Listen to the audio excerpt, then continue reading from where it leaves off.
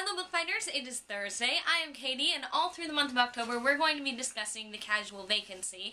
However, as I said last week, I was not able to get my copy of the book before making this video today, so instead I will be talking to you about Lord of the Rings. Now, as you can tell, and as you probably already know if you've been following this channel for any amount of time, Lord of the Rings is my favorite story ever. It is to me what Harry Potter is to so many of you.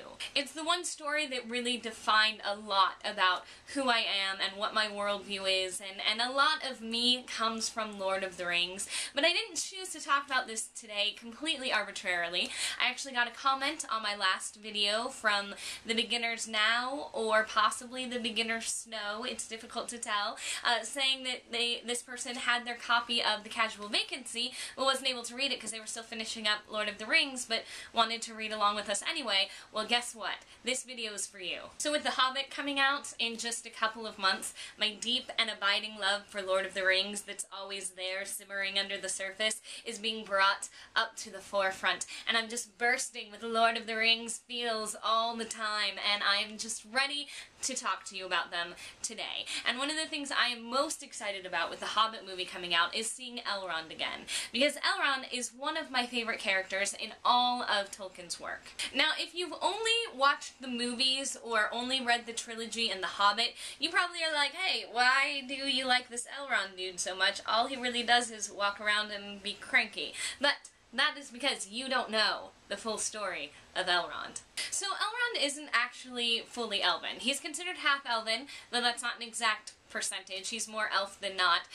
But he's considered half-elven because he comes from a line of humans hooking up with elves. Always the human dudes with the lady elves. I don't know, Tolkien had a thing. I don't know what it was all about. But there's Beren and Luthien and Turin Idril, and he comes from this line, so he's considered half-elven. So Elrond's story starts during the Silmarillion, during the fall of Gondolin. Arendil and Elwing have two sons. They're twins, Elrond and Elros. And shortly after they're born, Elrond and Elros are captured, and his parents kinda give them up for dead. But they had actually been taken captive by two of the sons of Feanor, Maedhros and Maglor, and they were sort of raised with these two dudes, which if you know anything about the Silmarillion, not really an ideal situation. So a lot goes on with his parents in that story. They end up in Valinor, where they are given the opportunity to choose to be either elven or to have a mortal fate, to live as men. Now, both of his parents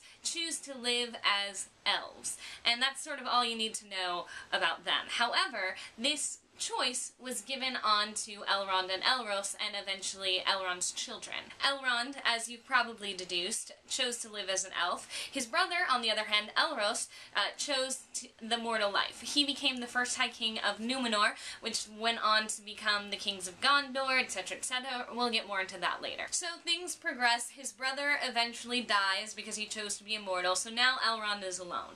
But that's okay. He made a friend, Gil-galad, one of the High Kings of the Elves. He is one of the three ring bearers, one of the three original ring bearers of the Elven Rings of Power, Vilya. So Elrond and Gil-galad have this close companionship. Elrond becomes his herald.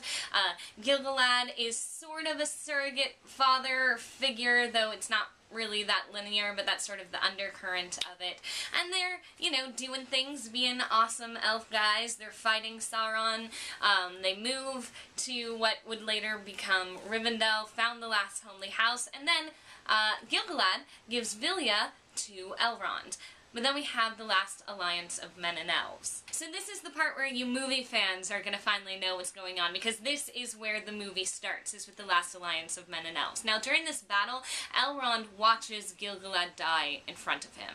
And then we also have Isildur, who is Elros, Elrond's brother's, direct descendant. So Isildur has the Ring of Power in his hand, goes into Mount Doom, doesn't throw it into the volcano, goes on, and then this kicks off the Lord of the Rings story. But now Elrond's alone again, and he is responsible for Rivendell. He is the new ring bearer of one of the Elven Rings of Power, so he decides, you know what, I'm just gonna settle down. I'm just gonna have my last homely house, get married, pop out a few kids, live a nice, happy life for the rest of my time here in Middle-earth before moving back to Valinor. But because this is Elrond we're talking about here, things don't really work out that well for him.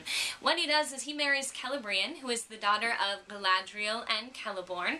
They get married, they have their 2 twin sons, Elladan and Elrohir, and then also Arwen.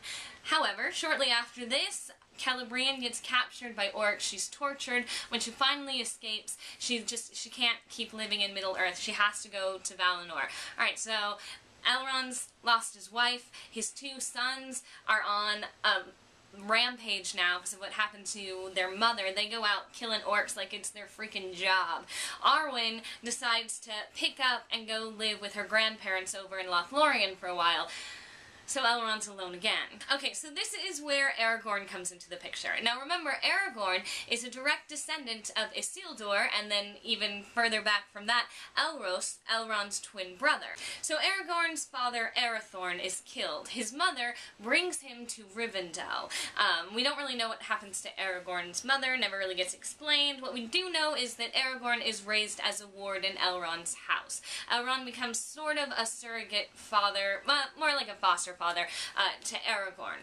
So Aragorn grows up there, lives his ranger life, is doing his thing, then he's in Rivendell when, oh, look at the time. Arwen figures, it's been about a century, probably should go visit Dad. So she comes back to Rivendell, and this is where Aragorn sees her for the first time, not knowing who she is, and he falls just like instantly in love with her. So when Elrond finds out about their little romance, he is understandably not super keen on the whole situation. Arwen binding herself to Aragorn means that she will die. Either she'll die of grief after he dies, or she'll choose a mortal life. Either way, this means that Arwen is going to die, which is a big deal if you're immortal and not supposed to die. And all of this really culminates, I think, in the Fellowship of the Ring, when Elrond says, men are weak. Because this isn't some bigoted statement. It's not like Thranduil's problem with dwarves, okay? It's not just a problem with the race. It is the fact that Elrond has lost everything over and over and over again. Over the course of something like 6,000 years, he just keeps losing things over and over and over again. And it's always because of men. All he can see is their weakness. Because all they've ever done is disappoint and take things from him. So in this moment you see the darkness in Elrond, because his life has just been full of sorrow and losing everything that he's ever loved over and over and over again. And yet, he continues to be this wise and kind and hopeful person. Outside of the Fellowship itself, Elrond is the greatest ally in destroying the ring and getting rid of the evil forces that are in the world. He fights for Middle-earth to the last, even though he knows that as soon as this is all over, he's leaving. The time of the elves is over, but he still fights for them.